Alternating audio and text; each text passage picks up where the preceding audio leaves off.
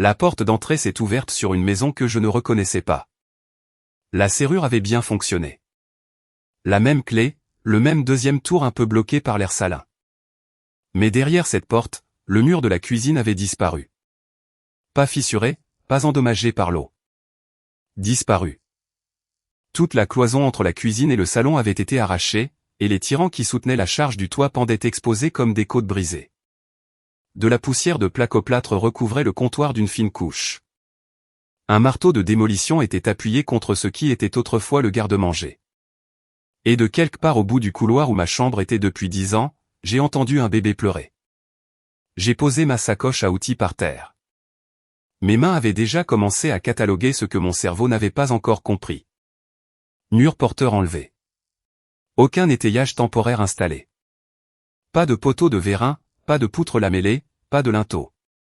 Celui qui avait manié le marteau de démolition ne savait pas ce qui soutenait le toit. Et pour l'instant, rien ne soutenait le toit, sauf l'habitude. Et le fait que mon grand-père avait construit ces tirants en bois traité de 6x6 surdimensionnés de 40% parce que Cyriaque Dubois ne croyait pas à faire les choses une seule fois. Cette marge d'ingénierie était la seule raison pour laquelle le plafond ne s'était pas effondré. Quelqu'un avait parié sur le savoir-faire de mon grand-père contre son ignorance, et la maison avait tenu. Pour l'instant. J'ai marché dans le couloir. La porte de la chambre principale était ouverte et la pièce derrière elle était peinte d'une couleur que j'apprendrai plus tard s'appeler « oreille d'agneau ». Mon lit avait disparu. Ma commode avait disparu. Le placard avait été converti en table à langer. 2 berceaux blancs étaient côte à côte sous la fenêtre qui donnait sur le marais. Et dans le berceau le plus proche, un bébé d'environ 8 mois pleurait avec une tétine prise dans les plis d'une couverture. Ma chambre était devenue une nurserie et personne n'avait appelé pour demander. J'ai entendu des pas derrière moi. Ma sœur Léna est arrivée du coin, tenant le second jumeau sur sa hanche, un biberon à la main, portant des pantoufles sur un sol qu'elle ne possédait pas. Elle s'est arrêtée quand elle m'a vu, non pas surprise. Agacée. Tu n'étais pas censé être là avant le mois prochain. Elle a déplacé le bébé sur son autre hanche et a bloqué le couloir avec son épaule comme si la nurserie derrière elle avait besoin d'être protégée de l'homme qui la possédait. Charles est apparu dans le couloir derrière elle, pieds nus, tenant une boîte de lait maternisé. Il avait l'immobilité prudente d'un homme qui sait qu'il est dans la maison de quelqu'un d'autre et a décidé de ne pas le reconnaître. « Salut, Laurent », Léna a dit, « tu viens habituellement en octobre ». Avant que je puisse leur répondre, ma mère est apparue de la porte du garage avec un sac de courses. Géraldine Dubois marchait comme une femme marche quand elle a déjà décidé comment une conversation se terminera.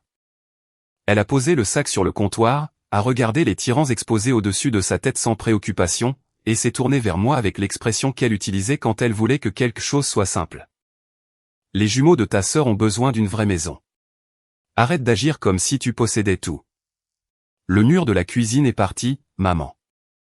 Charles l'a ouvert. Ça rend la pièce plus lumineuse. Tu devrais le remercier. C'était un mur porteur. Géraldine a agité la main. Ton père l'a regardé.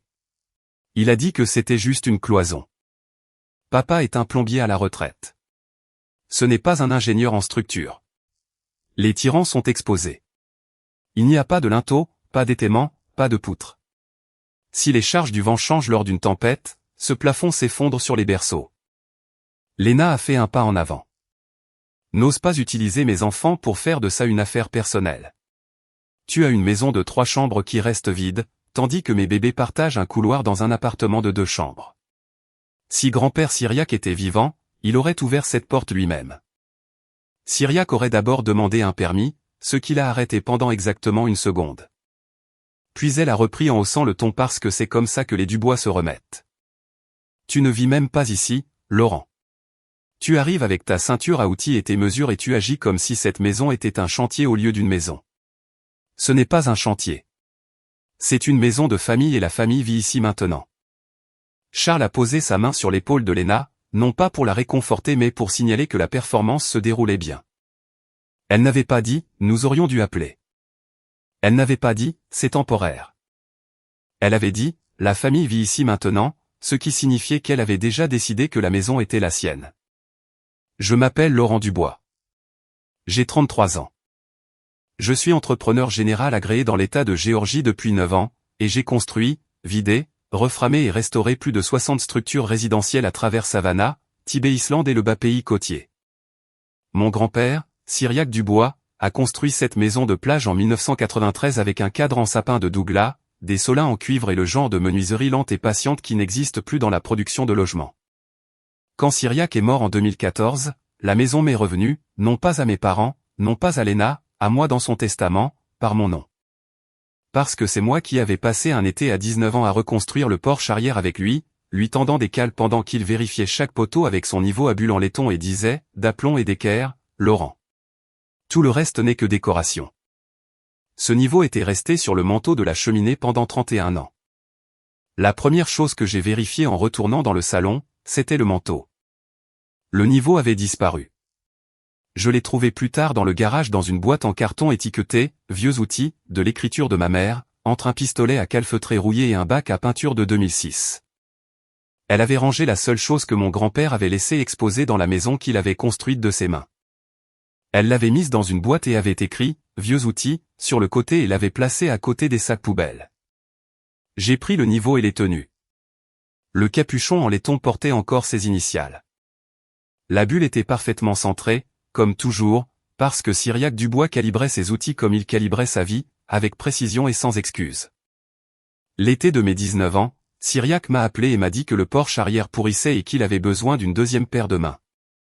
Je suis descendu de Savannah le lendemain matin avec ma première vraie ceinture à outils, celle pour laquelle j'avais économisé avec des petits boulots de charpente d'été, et nous avons passé 11 jours ensemble sur ce porche.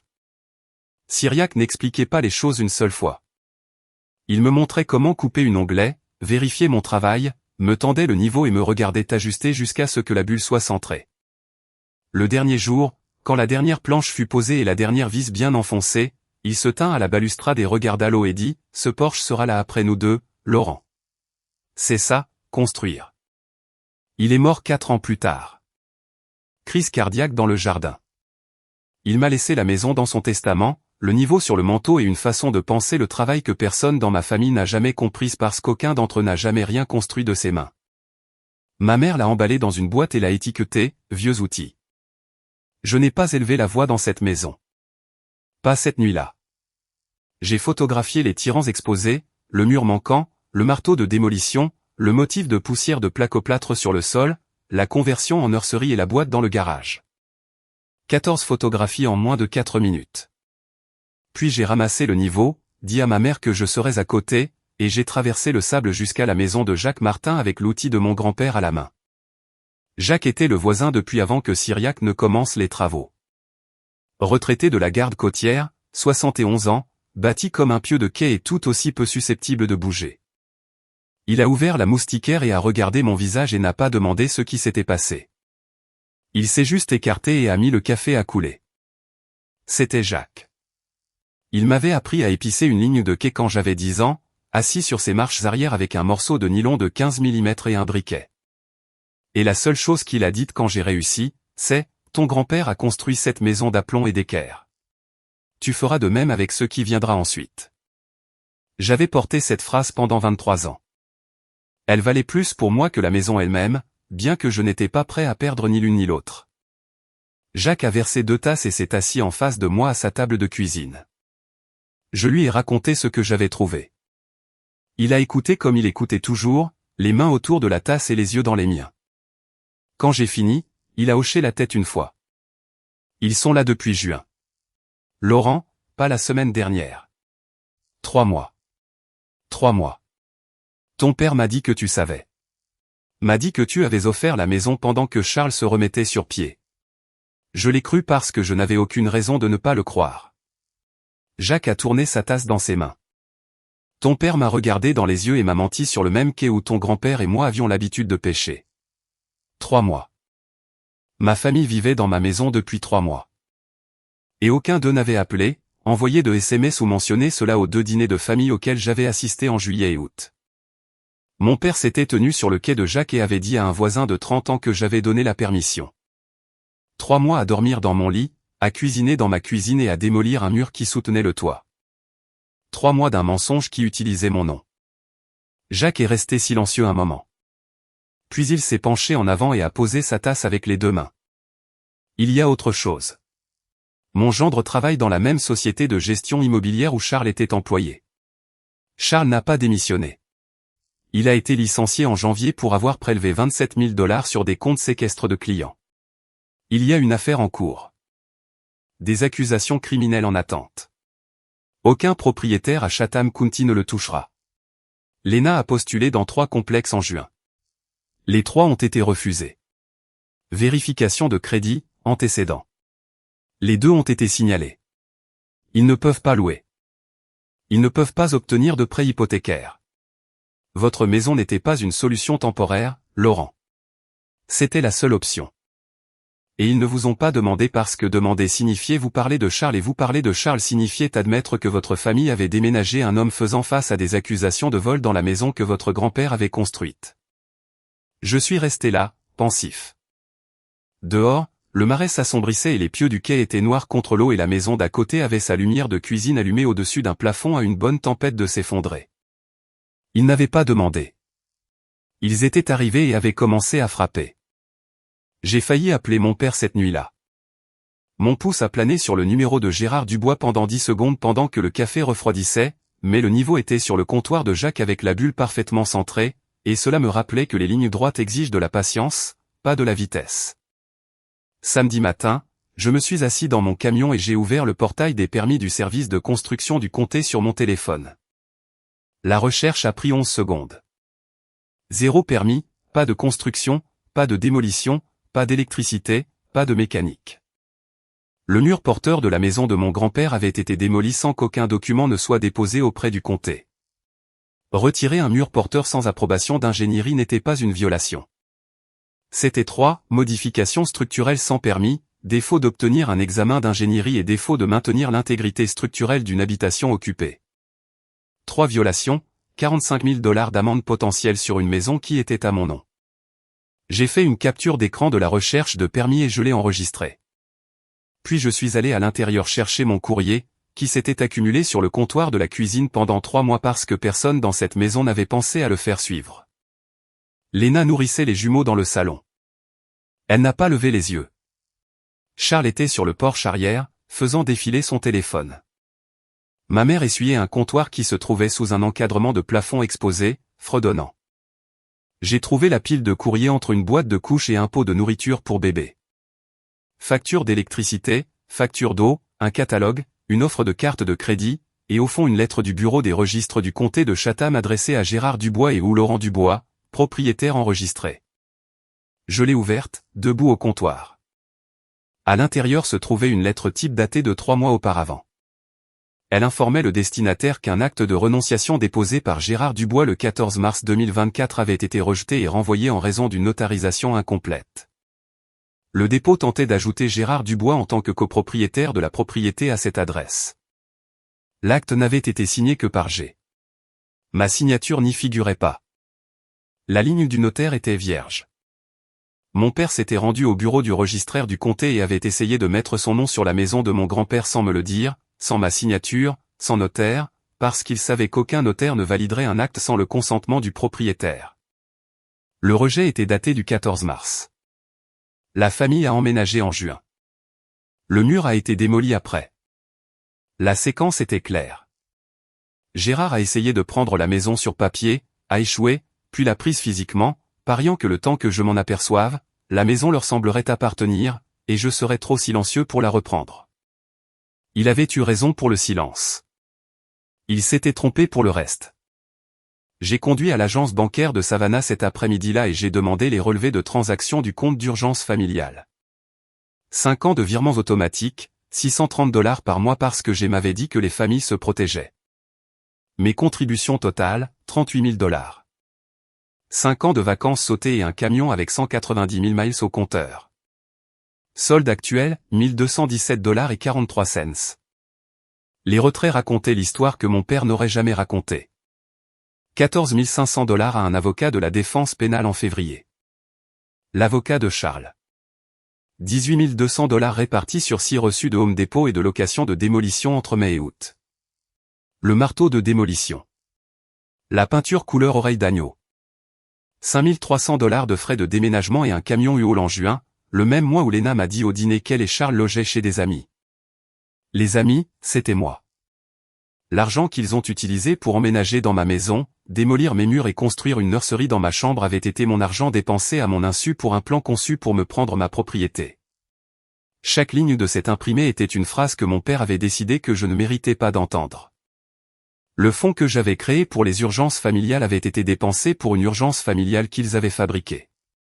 J'ai failli me rendre à l'appartement de mes parents à Savannah cet après-midi-là et poser tous les documents sur la table de cuisine de mon père.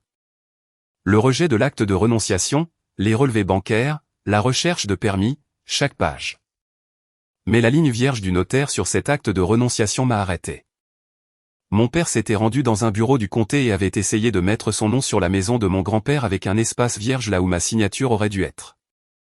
Cet espace vierge valait plus que tout ce que j'aurais pu dire à sa table de cuisine. Il me disait qui il était quand il pensait que personne ne le regardait. Et un homme qui falsifie un acte en blanc ne mérite pas d'avertissement avant l'inspection. Alors, j'ai appelé Paul, un ingénieur en structure avec qui j'avais travaillé sur un projet commercial en 2022. J'ai décrit le retrait du mur, lui ai envoyé 3 de mes photographies et lui ai demandé une évaluation d'urgence. Il a dit qu'il pourrait être là lundi, mais il m'a donné une fourchette de réparation préliminaire basée sur les photos, de $58 000 à $67 400. Selon que le sous-plancher avait bougé, il devrait vérifier le pieu de fondation. Puis j'ai passé l'appel promis par le titre. J'ai appelé Yves, le service de conformité du Code du comté. J'avais travaillé avec lui sur 4 chantiers permis au cours des 3 dernières années et je connaissais son extension par cœur. Je lui ai dit que j'avais une modification structurelle non autorisée dans une propriété résidentielle de Tibet Island. Mur porteur enlevé, pas d'étaiement, habitation occupée avec des nourrissons présents. Il a demandé si le propriétaire demandait l'inspection ou signalait une violation. Je lui ai dit les deux. Il a dit qu'il pourrait être là dimanche matin. Ce soir-là, je suis retourné à la maison de plage pour photographier le manche du marteau de démolition avant que Charles ne le déplace. Léna était sur le porche avant avec les jumeaux dans une poussette double. Les Duval, le couple de retraités de l'autre côté de l'allée, arrosaient leur jardin. Jacques était à sa clôture. La lumière devenait ambrée comme elle le fait sur Tibet en septembre, et la scène ressemblait à une carte postale d'une famille qui appartenait là. Léna m'a vu arriver et a redressé ses épaules. Pas de culpabilité, mais une répétition. Elle avait pratiqué ça. Avant que tu ne commences, a-t-elle appelé assez fort pour que les Duval l'entendent. Ces bébés dorment dans un couloir dans l'appartement de maman et papa. Un couloir, Laurent. Alors que ta maison de 3 chambres est vide 50 semaines par an. Elle jouait un rôle. Mettant en scène devant des témoins de la même manière que notre mère les mettait en scène, avec un public et un cadre moral conçu pour faire plier la personne calme. Tu t'es construit une maison de 3 chambres au bord de l'eau et tu y dors seul 10 week-ends par an. Mes bébés n'ont pas de chambre. Mais protège ton petit musée de grand-père, Laurent. Continue à polir ses outils et à faire semblant que ça compte comme une vie. Tu n'es pas un homme de famille. Tu es un bricoleur avec un acte de propriété. Les Duval ont arrêté d'arroser. Les mains de Monsieur Duval sont restées sur le tuyau, mais ses yeux se sont tournés vers le porche. Jacques a posé son café sur le poteau de clôture. Les jumeaux dormaient dans la poussette, et le seul son après la voix de Léna était la brise du marais soufflant à travers les herbes marines. Bricoleur avec un acte de propriété. Elle avait visé la maison, la profession, le fait que j'avais 33 ans et que j'étais célibataire, et que je passais mes week-ends seul avec les outils d'un homme mort.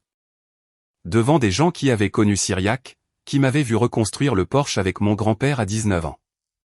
J'ai regardé Léna pendant 3 secondes. Puis les tyrans exposés à travers la fenêtre de la cuisine. Puis je me suis retourné à la maison de Jacques parce que l'inspection était le lendemain et les documents étaient dans mon camion et je ne devais pas de réponse à ma sœur sur un Porsche qu'elle ne possédait pas. Si vous avez déjà été celui qui construit tout et se fait appeler bricoleur par les gens debout dans ce que vous avez construit, vous connaissez le poids de s'éloigner de ce Porsche sans riposter. Restez avec moi. Abonnez-vous parce que la situation va changer sur ce Porsche demain matin. Et je veux que vous soyez là quand ça arrivera. Dimanche à 8 h du matin, le camion du comté d'Yves s'est engagé dans l'allée. Camion blanc, sceau du comté de Chatham sur la porte, presse-papier sur le tableau de bord. Je l'ai rencontré dans l'allée. Léna a vu le camion par la fenêtre de la cuisine et est sortie, tenant un jumeau. Charles a suivi. Ma mère est sortie en dernier, s'essuyant les mains sur un torchon, et s'est arrêtée sur les marches quand elle a lu le sceau sur la porte du camion. « Laurent, qu'as-tu fait ?» La voix de Géraldine est devenue ténue. Le registre avait découvert quand elle a réalisé qu'une situation avait dépassé le point où les larmes pouvaient la diriger. Léna est arrivée à l'entrée, tenant un jumeau contre sa poitrine. Charles a suivi avec l'autre. « Tu as appelé un inspecteur pour ta propre sœur pendant que mes bébés sont dans la maison. Les bébés sont dans la maison parce que vous les avez déménagés dans une structure avec un toit non soutenu. C'est un mur, Laurent, et Charles a enlevé un mur. Les gens font ça tous les jours. » Charles a parlé pour la première fois depuis le début du dimanche matin. J'ai regardé 3 vidéos YouTube là-dessus. Le cadre semblait non structurel. J'ai utilisé une scie alternative sur les montants avant la masse. Tu as utilisé une scie alternative sur un mur porteur avec tes jumeaux de 8 mois dormant à 30 pieds de distance? La bouche de Charles s'est refermée. Les gens demandent des permis tous les jours. Vous ne l'avez pas fait. J'ai été arrivé 20 minutes plus tard. Il avait conduit depuis Savannah quand Géraldine l'avait appelé.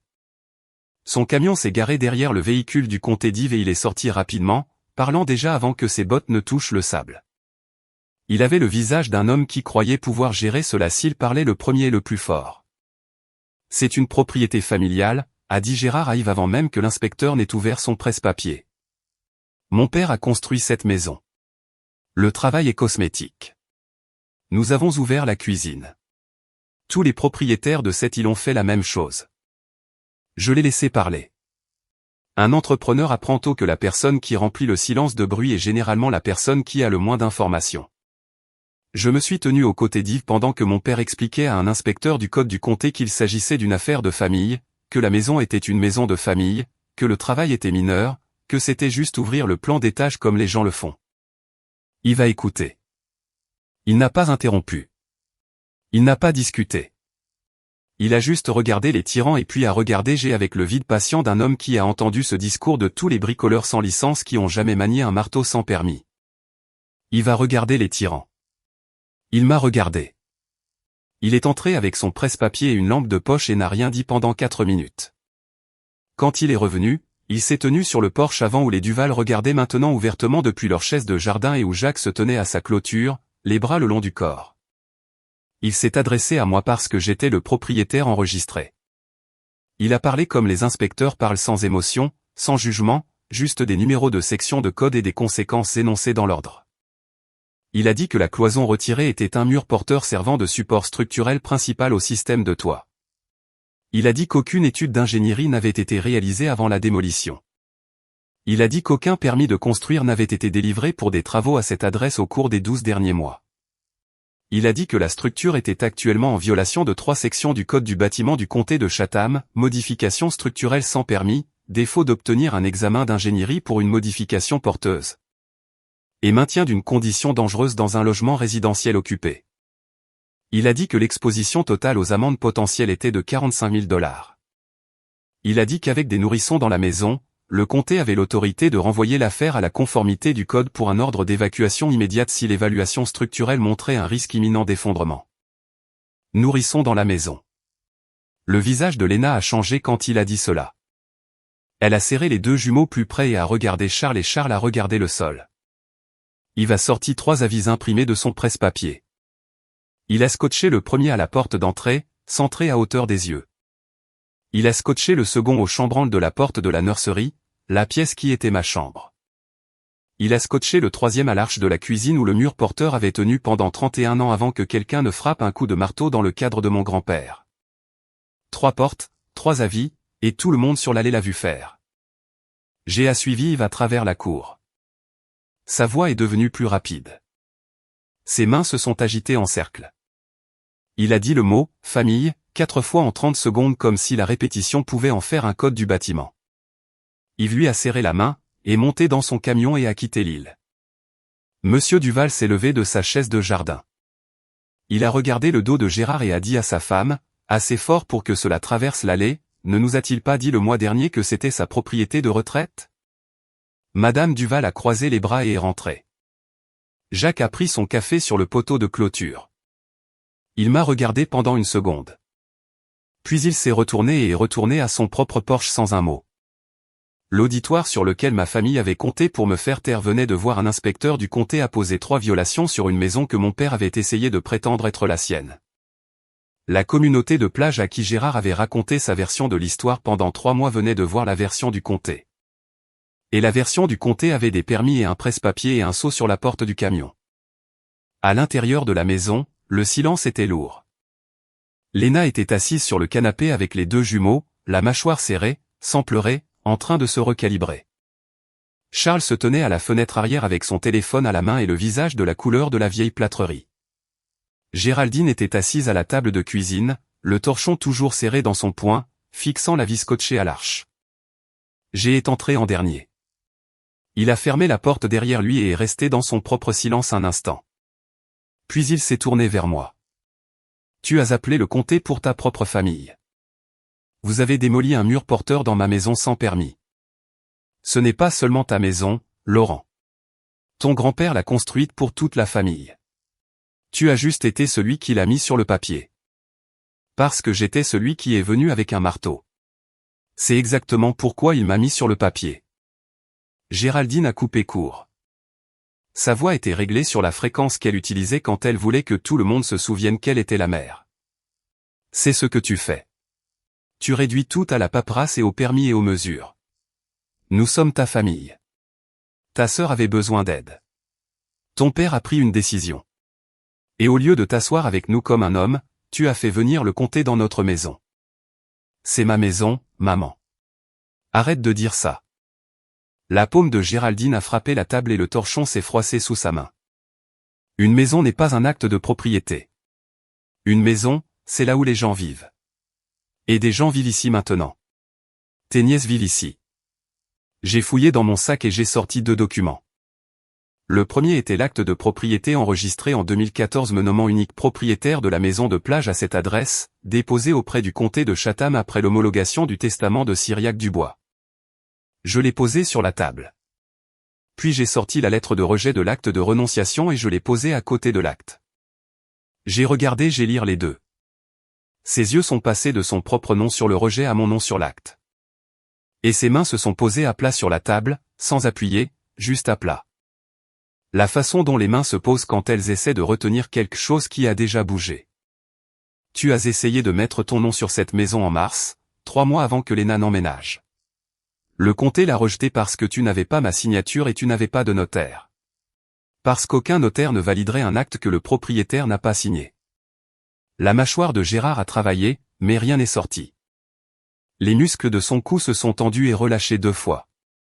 Il a regardé la lettre comme un homme regarde une photographie de lui-même faisant quelque chose qu'il pensait que personne n'avait vu. La voix de Géraldine est devenue silencieuse. De quoi parle-t-il? Il sait ce que c'est, maman. C'est un acte de renonciation. Il a essayé d'ajouter son nom à ma propriété 3 mois avant que l'un de vous n'arrive avec un marteau de démolition. Ce n'est pas ce qui s'est passé, la voix de Gérard s'est retrouvée, rauque et défensive. Je protégeais la maison au cas où il t'arriverait quelque chose. Un accident sur un chantier, un accident de camion. Quelqu'un devait être sur le titre pour garder cet endroit dans la famille. Alors tu m'aurais demandé de le signer. Tu n'as pas demandé parce que tu savais que je dirais non. Léna s'est levée du canapé. Les 2 jumeaux dormaient maintenant, un de chaque côté d'un oreiller. C'est insensé. Papa essayait de protéger la famille et tu le traites comme un criminel. T'entends-tu seulement? Tu n'as pas de femme. Tu n'as pas d'enfant. Et tu es debout dans une maison pleine de bébés, agitant un bout de papier comme si cela te rendait meilleur que le reste d'entre nous. Alors vous avez utilisé 38 000 $ du fonds d'urgence familial pour faire emménager Léna, payer l'avocat de Charles et acheter les matériaux pour démolir un mur dans une maison qui n'est pas la vôtre. J'ai posé les relevés bancaires à côté de la lettre de renonciation. 5 ans de contribution, 6 retraits. Les chiffres étaient clairs. La bouche de Léna s'est ouverte et refermée. Charles s'est détourné de la fenêtre. Cet argent était pour la famille, a dit Charles, la première phrase complète qu'il avait prononcée depuis mon arrivée. Ton père nous a dit que tu étais d'accord avec le retrait. Il nous a dit que tu voulais aider Léna à s'installer. Mon père a dit à Jacques que j'avais offert la maison. Mon père a dit au comté qu'il était copropriétaire de la propriété. Mon père vous a dit que le fonds était approuvé. Tout ce que mon père vous a dit était un mensonge, Charles. Et vous le saviez parce qu'un homme qui a volé 27 000 $ sur des comptes séquestres de clients sait à quoi ressemble un mensonge quand cela lui fait économiser de l'argent. Le visage de Charles est devenu de la couleur du ciment humide. Léna s'est tournée vers lui. De quoi parle-t-il? Quoi? 27 000 $? Charles a regardé le sol, puis G. Puis Léna. Aucun d'eux n'a regardé en arrière. Votre mari a été licencié pour détournement de fonds en janvier, ai-je dit. Accusation en suspens. Aucun propriétaire du comté n'approuvera votre demande. C'est pourquoi vous étiez dans ma maison. Non pas parce que les jumeaux ont besoin d'espace. Parce que Charles ne peut pas signer de bail. La voix de Léna est tombée à quelque chose que je n'avais jamais entendu d'elle auparavant. Non pas forte, non pas répétée, juste petite. Charles, est-ce vrai? Il n'a pas répondu. Il a posé ses deux mains sur le rebord de la fenêtre et a regardé le marais comme si la marée pouvait l'emporter hors de l'île. La main de Géraldine est venue à sa bouche, non pas surprise, mais de reconnaissance. Elle avait su pour le fond. Elle avait su pour l'acte de renonciation.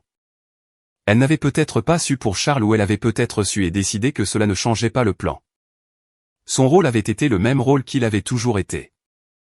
Arriver après les dégâts et les recadrer comme de l'amour.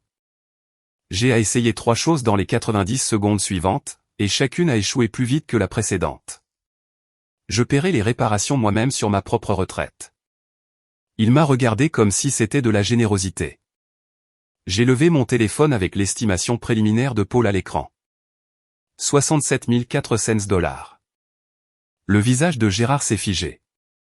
Le dépôt de l'acte était une assurance au cas où il t'arriverait quelque chose pour que la maison reste dans la famille. Sa voix s'est adoucie, essayant de trouver un registre qui sonnait paternel plutôt que pris au piège. Tu ne l'as pas fait notarier parce que tu savais que je ne signerais jamais.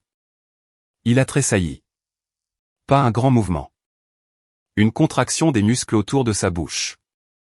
Le genre de tressaillement qui se produit lorsque le corps entend quelque chose que le cerveau essaie encore de rejeter. Ses yeux se sont posés sur le niveau dans mon sac, le capuchon en laiton attrapant la lumière du matin à travers la fenêtre, et j'ai vu quelque chose dans sa posture se défaire en séquence.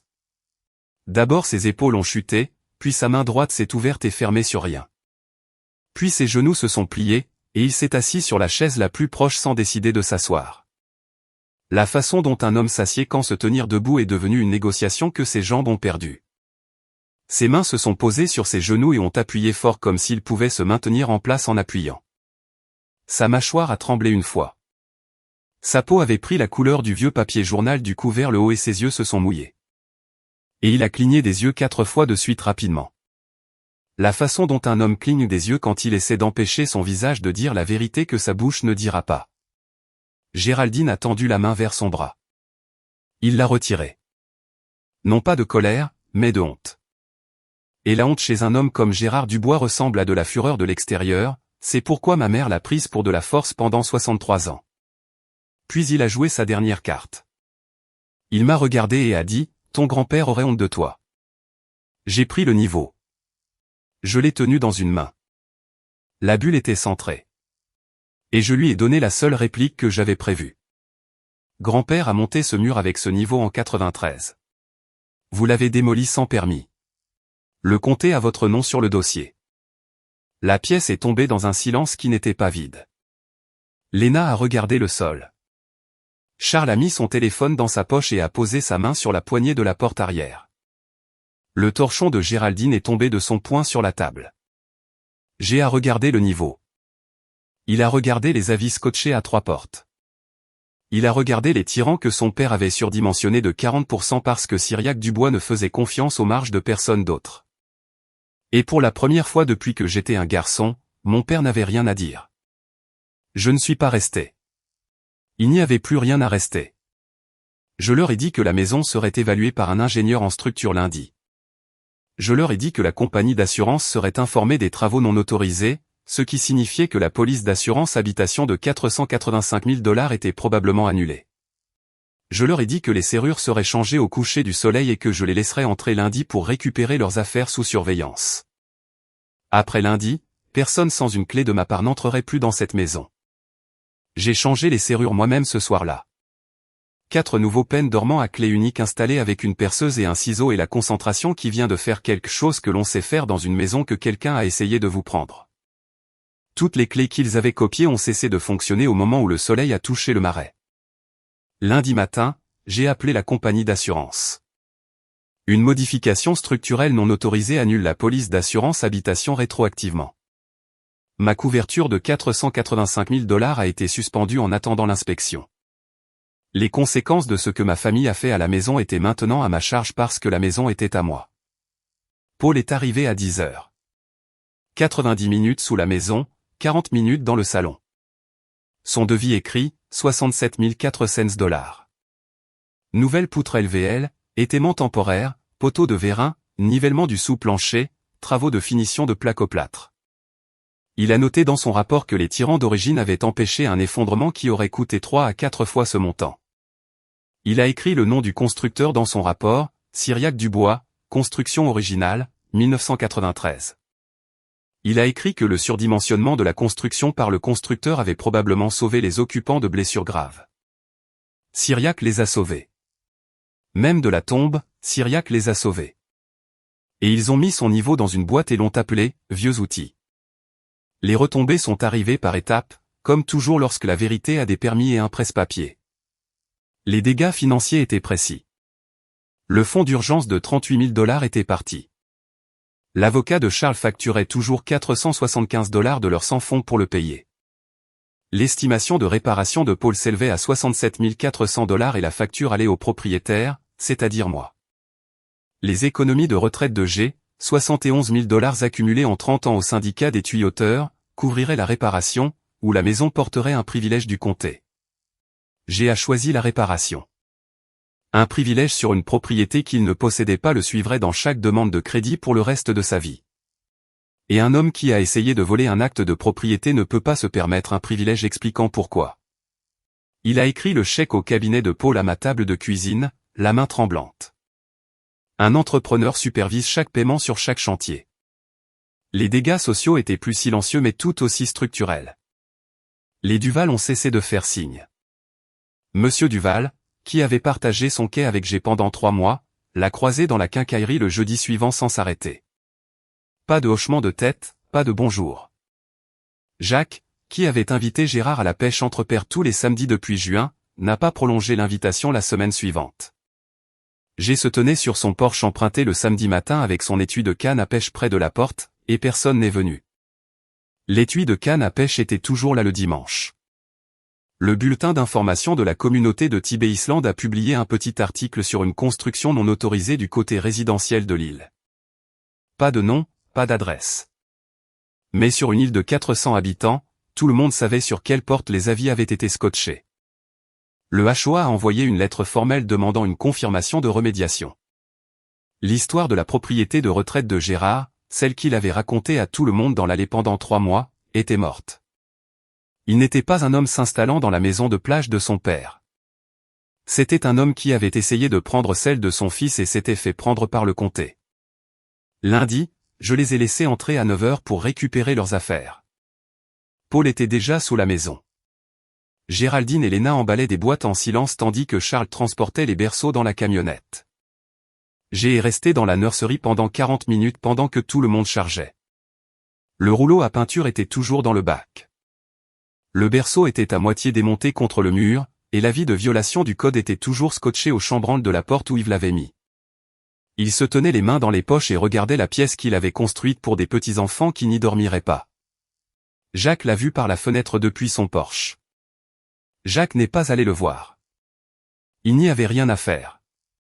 2 semaines plus tard, Géraldine est venue à la maison de plage avec une lettre de G adressée à l'association des propriétaires de Tibet Island, qualifiant le litige de construction de malentendu familial et me demandant de retirer la plainte pour violation du code.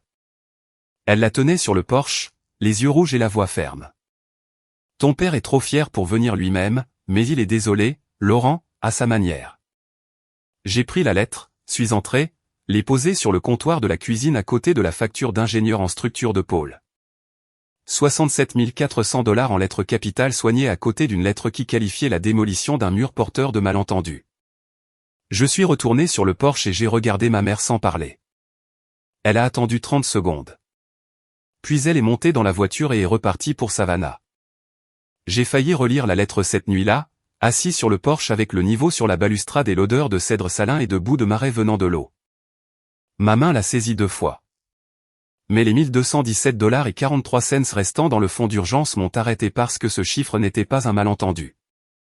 C'était un reçu pour tout ce que ma famille avait pris pendant que je construisais des choses pour d'autres et leur faisais confiance avec la seule chose que j'avais construite pour moi-même. La mini-fourgonnette de location de Léna est restée dans l'allée jusqu'au mardi matin. Un siège auto visible à travers la vitre arrière. Un sac homme dépôt sur le siège passager avec des reçus de rénovation qui en dépassaient. Un échantillon de peinture scotché au pare-soleil d'une couleur appelée « oreille d'agneau ». À l'intérieur de la maison, le manteau de la cheminée était vide.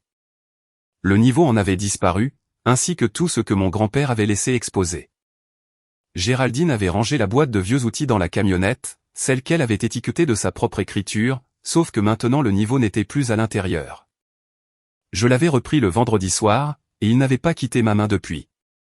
Charles était assis au siège du conducteur, faisant défiler les annonces d'appartements sur un téléphone connecté à un nom qu'aucun bureau de location à Savannah n'approuverait. Ils ont chargé le reste des cartons et ont quitté l'île sans regarder en arrière. Je me suis assis sur le porche arrière au lever du soleil avec le niveau sur la balustrade. Le porche que mon grand-père et moi avions construit quand j'avais 19 ans. Les planches toujours d'aplomb parce que nous avions vérifié chacune avec ce même outil en laiton. Le mur démoli à l'intérieur était marqué de rubans adhésifs rouges d'ingénierie de pôle. Et les nouveaux pènes dormants attrapaient la lumière du matin et la maison était silencieuse d'une manière qui me semblait mienne, pas vide. Mienne. Jacques a traversé le sable à 6h40 comme il l'avait fait pendant 31 ans. 2 cafés. Il en a posé un à côté du niveau sur la balustrade. Il n'a pas mentionné Géoléna ou le camion du comté ou quoi que ce soit. Il a regardé l'eau et le ciel et la ligne de quai qu'il m'avait appris à épicer quand j'avais 10 ans. La marée monte tranquillement, a-t-il dit. J'ai pris le niveau. La bulle était parfaitement centrée. La maison tenait toujours sur des tirants. Cyriaque Dubois avait surdimensionné de 40% parce qu'il ne faisait confiance aux marges de personne d'autre. Et il avait raison. La maison était endommagée et la maison était à moi. Et je la réparais moi-même comme j'avais construit le porche, avec des lignes droites et du bon bois et un niveau qui ne mentait pas.